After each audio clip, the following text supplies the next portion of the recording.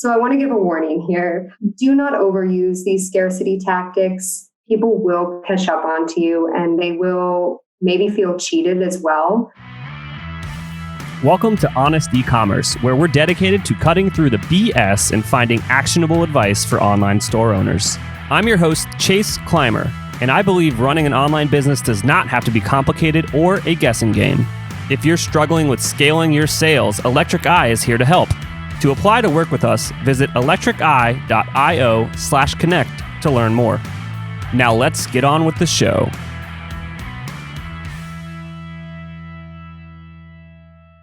Do you want to deliver marketing moments that last a lifetime? Klaviyo is the ultimate marketing platform for e-commerce. With targeted segmentation, email automation, SMS marketing, and more, Klaviyo helps you create your ideal customer experience.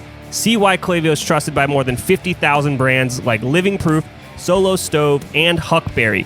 Keep your customers coming back.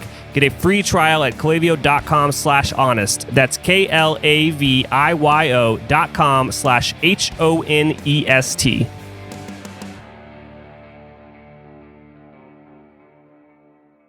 Hey everybody, welcome back to another episode of Honest E-commerce. I'm your host, Chase Clymer, and today I'm welcoming to the show on a fantastic guest, Hannah Levinson. She's coming to us all the way from Israel, actually. Hannah works at Lux, sorry, I said that wrong. I've been so focused on how to pronounce things that I'm just going to let this fly. Anyways, welcome to this show. How are you doing today? Good, how are you? I'm, screwing things up. It's what I do. It's my job. No, we're all human. It's totally fine. You got my name down at least, which is a super unique pronunciation of the usual Hannah. So I get it. It's totally okay. Yeah, where I screwed up this time was the app name, which is a crazy spelling. So it's not my fault. And we'll make sure that it's spelled correctly in the show notes. But you work at Lux? Yes, I work at Lux, and it's definitely a name that I'm sure people will not forget. We are one of the top apps in the Shopify App Store, have been serving merchants of all sizes, specifically on Shopify, for over 4 years. And our role at Lux is to provide customers, our merchants, with easy ways to collect and display photo reviews as well as product reviews. We make that process super automated, seamless, and help boost social proof and trust for merchants so they see that return on investment in terms of conversion rates and repeat purchases. That's fantastic. So you want to give a quick background on kind of how you ended up there, and then what we're going to really dive into today? Sure, no problem. So I have always been a passionate marketer. I have about a little over 10 years of experience in the marketing realm. Before joining Lux, I dabbled around more in the app analytics sphere, specifically at a company called Appsy. And after that, I got an exciting opportunity to join the innovative, really growth hacking team at Lux. Lux is a collection of passionate people who are really inspired by ways that they can help e-commerce merchants of all sizes drive trust and improve engagement on and off site. And at Lux specifically, I'm the marketing lead. So what's exciting for me as being a marketing lead at Lux is that I really get to empathize with the persona that I'm marketing to, because they have to leverage a lot of the same psychological principles and KPIs that I'm also measured by as a professional. So for me, it's really exciting to roll up my sleeves every day, dive into my work on a daily basis, and also seek for ways that I can help make the e-commerce experience easier for even, let's say, experienced Shopify merchants to also those that are just getting started, whether those be stores that are moving from brick and mortar to the online realm or newbies starting with drop shipping. Oh yeah, absolutely. It's once you're kind of in this space, you instantly become pretty much an expert in a few things that are close to like the solution that your offering has, or on our part, like being a service person, is we're just becoming understanding the entire realm, like whatever touches Shopify, like we're going to have some input on. So it makes these interviews, with app companies and subject matter experts, they almost just write themselves. It's because earlier we were talking about kind of just like what we're going to dive into today with these principles that you need to keep in mind. And you just wouldn't like traditionally, I guess, when you're designing a company, that not to simplify what Looks does, but it's a review app, right? But like, why would these principles like tie back to the review app? And that's like where like just the powerfulness of like content marketing comes into play, I guess. Yeah, totally. And at the end of the day, these reviews are kind of the baseline, the stepping stone for not only getting first-time purchases, but for building that loyal user base moving forward and even getting brand advocates on board. So there are a lot of ways that it can impact different stages of the funnel, from first brand discovery, helping others know about your brand and how your product or products look with real users, and then ultimately converting those interested potential customers and then bringing them on board to share their positive experience with your product and distribute that amongst their network. So reviews have a wonderful place in each stage of the funnel, and Looks, in a sense, helps create that well-oiled machine to cover every stage of that process. Absolutely. Today, we're going to talk about 5 psychological principles that you should keep top of mind when optimizing your online store and your marketing. So I guess, where do we start here? Do we just start at number 1, or is there a journey you're going to take me on? Yeah, well, why I chose this topic specifically is that I'm also dabble kind of in the didactic world. I love to teach as well. I'm a teaching assistant at our local university. And I love diving into the underlining psychological principles that impact everything from color choices on a landing page to certain copy utilized within a pop-up on a bestseller collection.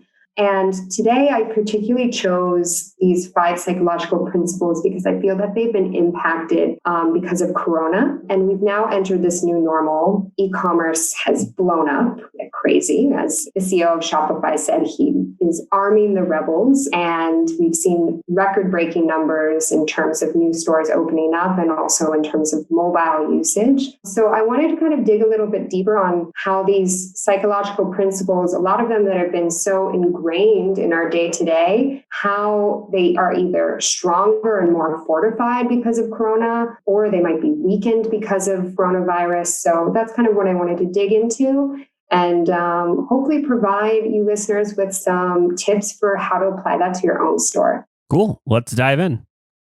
What do all e-commerce stores have in common? That's right, customers. And those customers are going to have questions. Gorgias is the leading e-commerce help desk with over 5,500 customers on Shopify, Magento, and BigCommerce.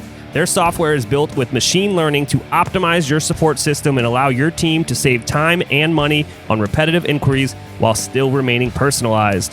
What it does is take all of your customers' insights and information, brings it into their amazing dashboard so you can solve your customer's problem as quickly as possible. If you want to give Gorgias a try, visit gorgias.grsm.io/honest to get your second month free. That's gorgias.grsm.io/honest. Cool. So you guys have definitely heard this a lot, but COVID-19 has basically just changed the world permanently. And especially when it comes to the amount of choice that is available online. And so the first psychological principle that I wanted to dive into was regarding analysis paralysis. Now you have not only the extensive number of e-commerce stores that already existed before the pandemic struck, but you also have a lot of brick and mortar stores that have moved to the online space. For example, one of our top clients, Pier 1 Imports, has completely moved online. And then you also have a lot of people in the drop shipping and print on demand space that are also opening stores and looking to benefit from this shift to the online realm. The challenge with that is that there's a lot of tough decisions. I feel that some people can empathize with me with this example, this real world example of going into Whole Foods and looking at an aisle and you see 30 different choices of peanut butter and you just start baffled by which one you should decide, which one you should choose. How are you going to make your choice? Is it going to be the one that looks the most natural? Is it going to be the one that has the discount on it? It can be quite challenging. And just imagine in the online realm, you have so many different stores selling the same thing. Commoditization is at an all-time high. And people need to be able to make choices easier. And a big part of that also is impacted because discretionary spending is down. McKinsey Consulting recently released a report that talked about people really ultimately are only making purchases of what they really, quote unquote, need at the end of the day. So that means that merchants really need to focus in on aiding choices. And there's a few ways that I can recommend that people do that. One would be in terms of creating, let's say, a bestseller page that helps highlight to, let's say, people more in the top of the funnel journey with your brand, that they can kind of look and see what others have already chosen to purchase, and that can help narrow down their decision. You can also curate and personalize certain pages. So let's say you have someone who's returned to your store who's made purchases in the past or has hearted products in the past.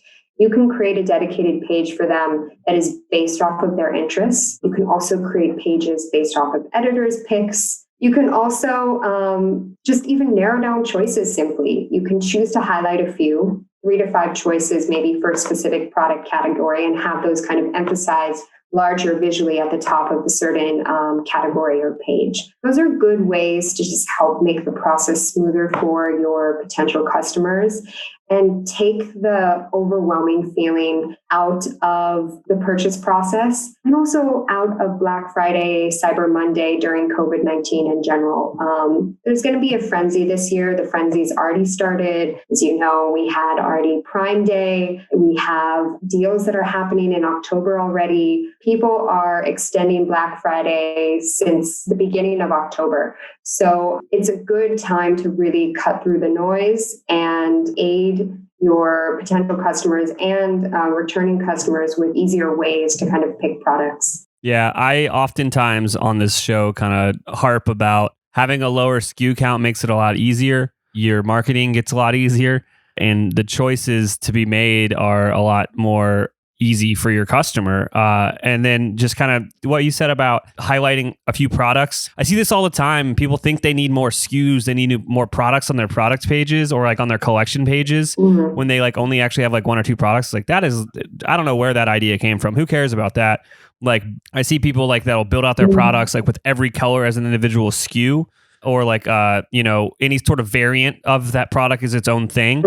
All that does is create confusion because the customer's like, I mean, I just wanted to buy this widget. I wanted to buy this shirt, right? But there's all these different things. They look the same to me. Now I'm confused, and now I'm going to like go away. Yeah. Essentially, like confusion is lost conversion at the end of the day. Totally. There's this great meme you can find online of Homer Simpson staring at multiple buttons on a dashboard, trying to understand which one he should pick to silence an alarm. And I think it's just a perfect example of also how a lot of consumers feel with the amount of choice that they have today. And again, I'll emphasize is that, as I mentioned, discretionary spending is down. So you don't have much of those on-the-go purchases. Shopping carts are larger. And so people need their choices narrowed down. Regarding what you mentioned with some sites maybe offering many different variations or just showing a lot of different stock, that can be effective actually for those who, sometimes it can be effective for those who are in the beginning of the journey with your brand, meaning you want to flex your muscle in the beginning and show that you have a fair amount of options. But after that, after they've gotten that awareness, it's really important to then streamline the process from there. And this is only relevant for particular brands, so I do not say this as a sweeping statement. Yeah. But in general, I definitely would play to my former tip, which is ultimately aim less is more here. Really, the same thing with cooking, add a little bit less salt, then consider adding more. Yeah. Yeah. I think where I've seen it really effective, which, I'm just calling myself a liar within 5 minutes. Where I actually have seen it really effective actually is on like clothing brands. Sometimes it is important to branch out your colors on the collection page, but it should be one product, and that is a very custom solution that you need to probably hire someone that knows what they're doing to build out, because you don't want it to be multiple products, because then your inventory is going to be wild the way that it gets managed on the back end. But you want them to be able to link together through the variant colors, which actually Shopify just silently released access to that API like a week ago. Yeah, I remember that in their town hall announcement, which was great. Yeah, they always do that. We're like, oh, by the way, we did this. And we're like, wow, that's really awesome. But also, where are these other features you promised us? But we love Shopify. Yes, we do. Yes, I mean you have to. They're like your brother or sister. You're allowed to pick on them, but no one else is. Oh, yes, totally. All right, let's narrow down the choices. Let's make it easier on people. What's the next tactic? So the next tactic is kind of drawing on the topic of laziness. I think the word lazy is being thrown around a lot more recently because we're stuck at home, more morally fatigued. And there's a lot of new automations and processes, and you also have gig economy in full gear, which have made it easier for us to be quote unquote lazy. and with that, I'm pulling what I call the principle of least effort, which is the idea that humans innately are more likely to choose the path of least resistance. And now in our new normal of COVID-19, that rings more true than ever before. And in terms of how that impacts you as a store owner, that impacts everything from your marketing to creating accounts for when users create an account, or even also the checkout screen. Everything needs to be checked and triple checked that it is smooth, it is friction free, that it works for mobile, that it works for desktop, that it works for different resolutions. Because the moment that create an account form becomes too lengthy, or all of a sudden I don't have autofill capabilities and I have to enter my whole address over again, it is so easy for me to turn to another option, which has me jump back to the first principle I mentioned, that the fact that there's just so many options out there, it makes it really easy for me to say, nah, you know what, I'll just go to this other store. I think maybe they have something similar. So those little moments, those friction points in the customer experience can be more debilitating than ever before, because we have this freedom of being able to browse at home. We have that access. We're using our mobile devices more than ever. It's going to be a watershed year for mobile. So that means that anything that draws more effort from the consumer than need be could likely mean that you're losing that purchase. So it's something to just keep in mind, and make sure to check some key areas in your conversion funnel and make sure that they're running smoothly as possible. Yeah, I couldn't agree more. A lot of what you covered on here is, introductory into conversion rate optimization. Mm-hmm. And yeah, we bring this up all the time when we're reviewing sites for clients and stuff. It's like, hey, you're making it harder than it needs to be. Like, this needs to be pretty straightforward. I need to understand what the next step is. Sometimes we like to joke that, like, you got to pretend that your customer's drunk and in a hurry. Like, make it simple to understand and easy to do. Yeah, and I'm going to remember that quote. That's going to go in my quote notebook. So that's definitely one I won't forget. I can't own that. I'm sure I heard that somewhere else. Well, it's an interesting point also because there's a lot of new user personas entering the picture. Imagine the people that were used to doing in-store shopping for Black Friday. They were looking to do those doorbusters. Or you also have an elderly community that's used to completing their purchases in person, and now they've had to shift to the online realm. So now I need to give elderly citizens credit because they've actually made that shift very notably, especially when it comes to mobile groceries. But that doesn't mean that we need to challenge them with complex account building forms, checkout, etc. It needs to be, exactly as you said, like someone is drunk and what was the phrase you said? Drunk and tired? In a hurry. In a hurry. Exactly. So it's important to keep in mind, especially also with new personas entering the picture as well. Oh, yeah. Nobody likes insurance, but everybody should have it. Mistakes do happen. Our partner Rewind can protect your Shopify store with automated backups of your most important data. Rewind should be the first app you install to protect your store against human error, misbehaving apps, or collaborators gone bad. It's like having your very own magic undo button. Trusted by over 70,000 businesses, from side hustles to the biggest online retailers like Gymshark, Gatorade, and Movement Watches. Best of all, respond to any of their welcome emails and mention Honest E-commerce to get your first month absolutely free.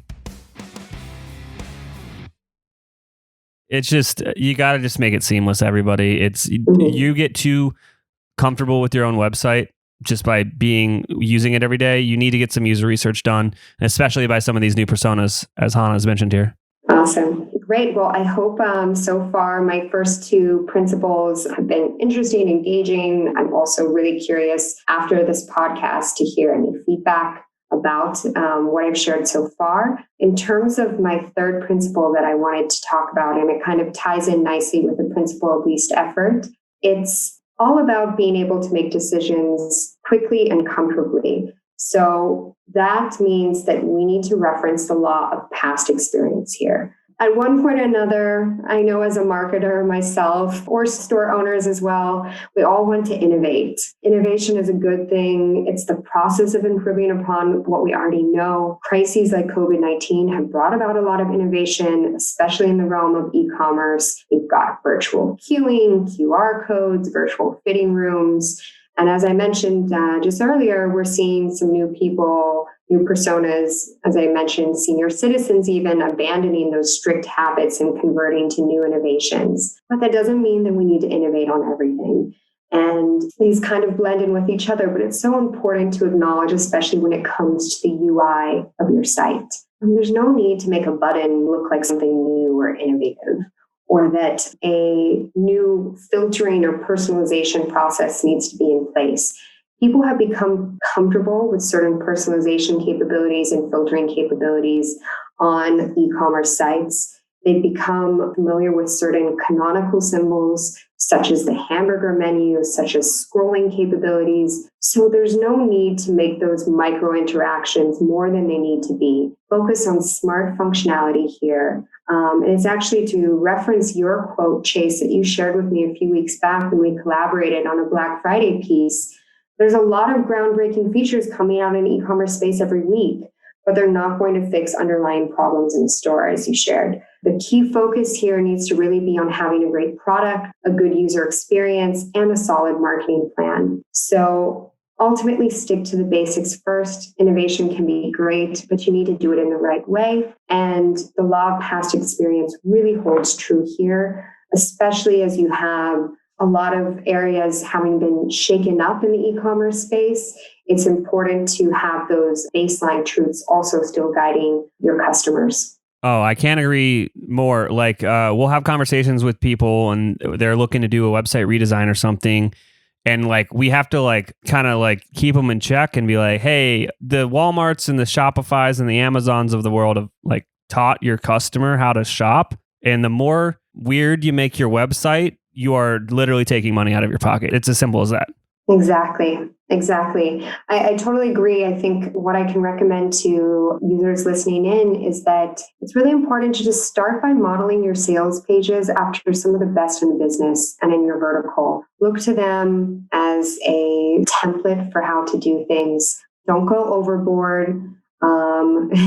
That'll just ultimately oftentimes cause more confusion amongst your customers and potential customers. And then ultimately, if you do want to improve on some elements, run a split test. My mantra is split test, see if that innovation actually improves the customer experience, and then move from there. We have to be very wary here, especially in a time when we're competing with so many other stores in the space for that little bit of visibility. It's important to leverage some of those baseline truths that work well for every store. Yeah.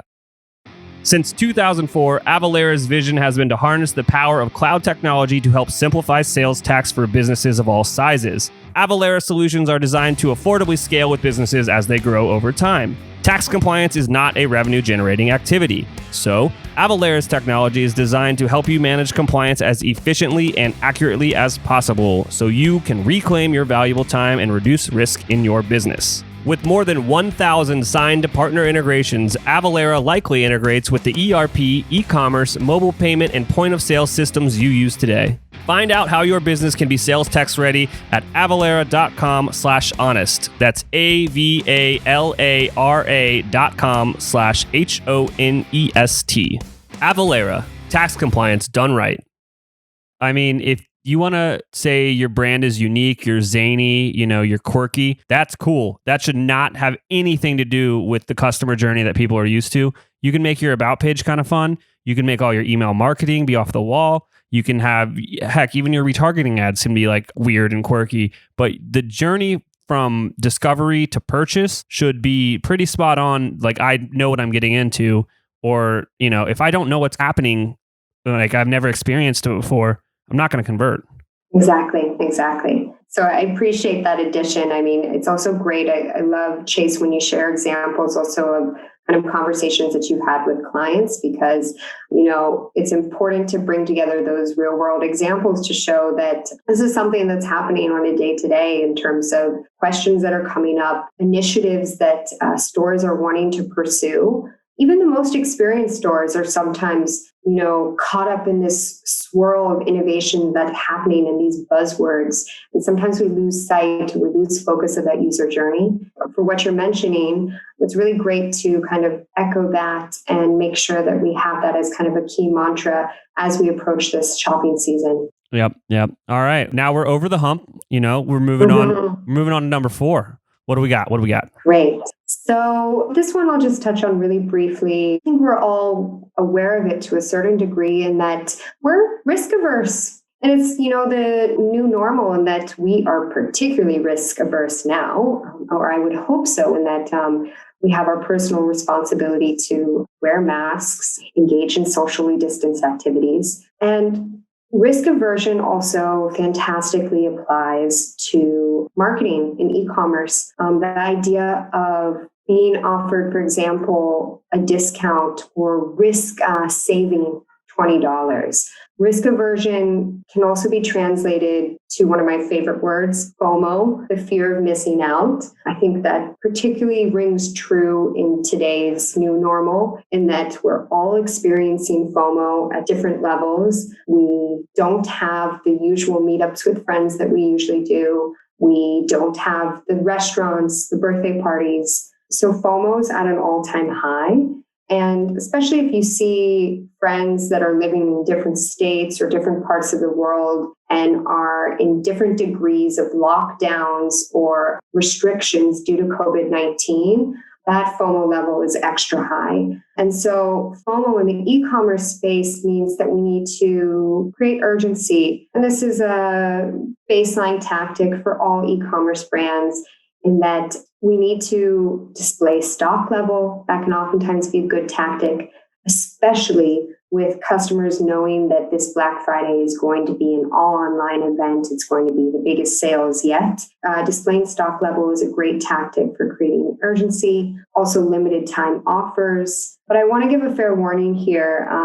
Right now, I'm sharing a principle that is talking about something that's kind of a bummer at the end of the day, COVID-19 and FOMO and not being able to see friends. And the fact that I'm encouraging you as an e-commerce store to capitalize on that and create urgency. So I want to give a warning here. Do not overuse these scarcity tactics. People will catch up onto you, and they will maybe feel cheated as well.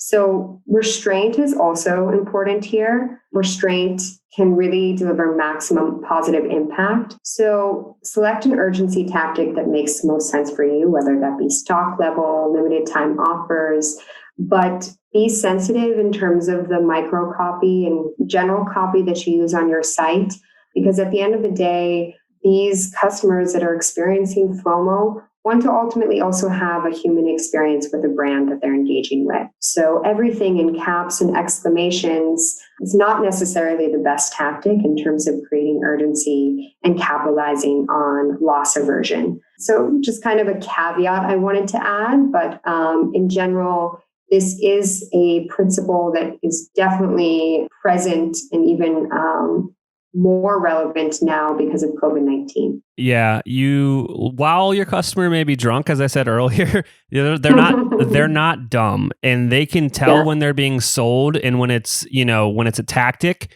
and you need to be thoughtful of that, and it will make your brand come off cheaper, and people will view it less valuable, and then you won't have a good time. Your sales won't kind of do what you want it to do.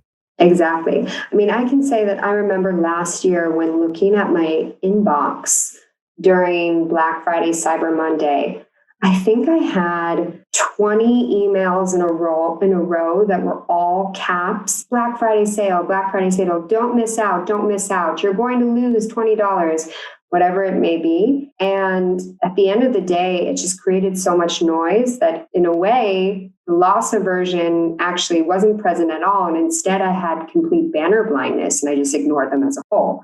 So if I can give any advice in terms of how e-commerce stores can utilize the principle of loss aversion now, it would be to think about some more kind of human ways of phrasing discounts and limited time offers that are present or offered earlier than Black Friday. I think that could be a good tip, but again, to each store's own. Some tactics in terms of creating urgency will work better for, let's say, a accessories brand than they would for a vintage brand. Yeah.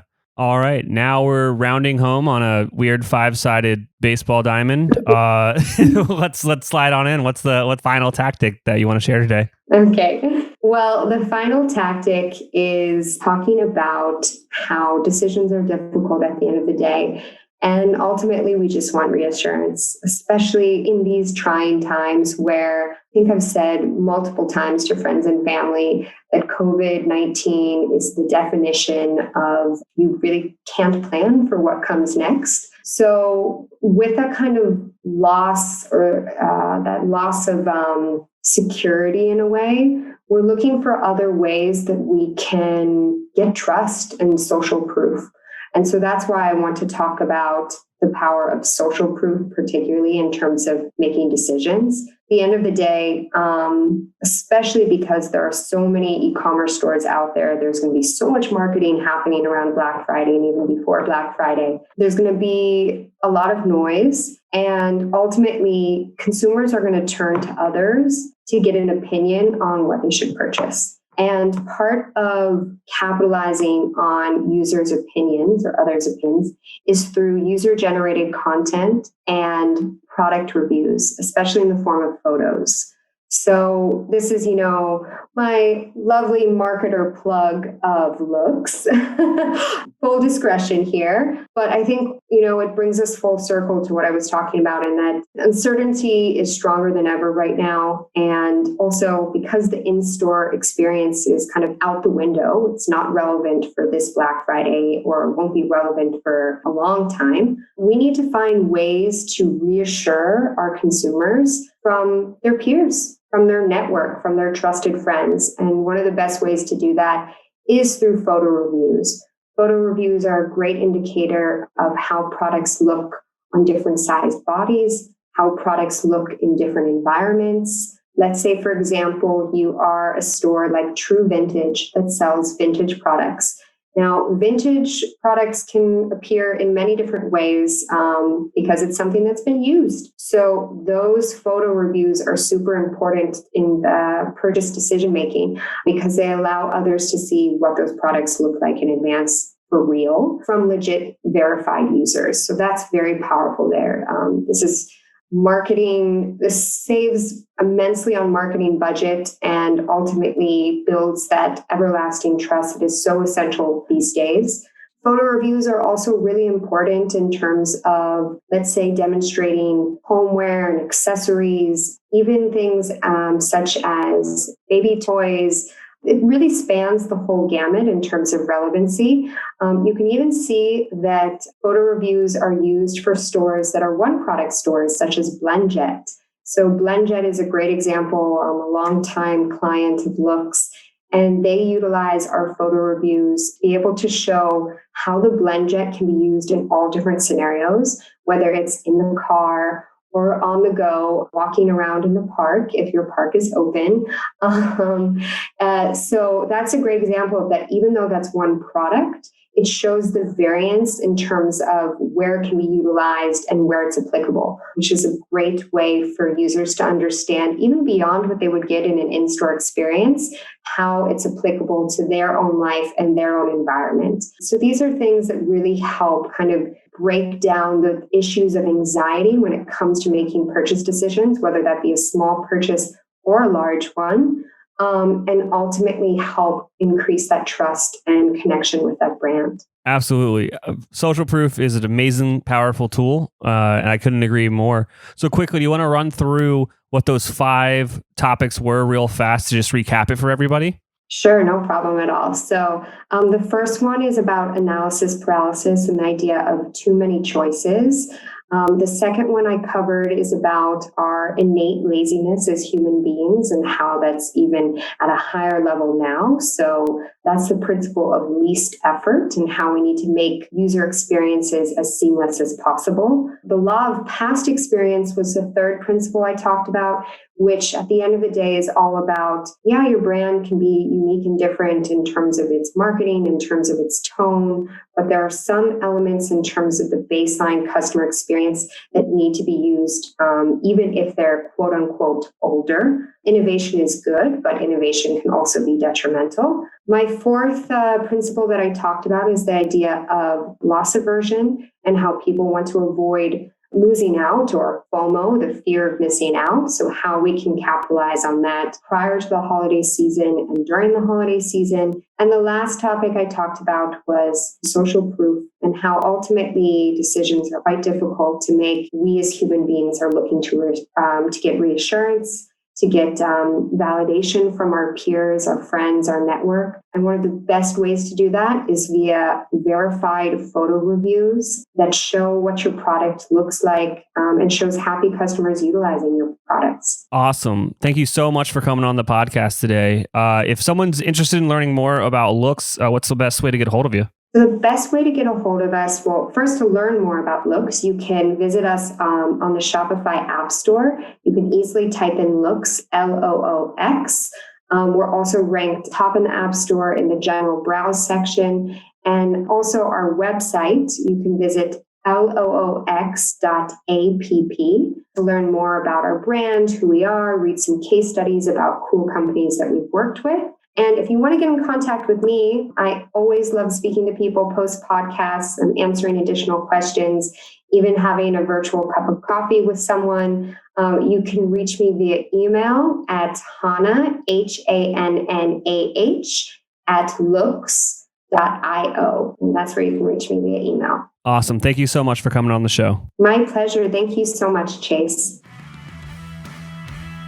I cannot thank our guests enough for coming on the show and sharing their journey and knowledge with us today. We've got a lot to think about and potentially add into our businesses. Links and more information will be available in the show notes as well. If anything in this podcast resonated with you and your business, feel free to reach out and learn more at electriceye.io/connect. Also, make sure you subscribe and leave an amazing review. Thank you.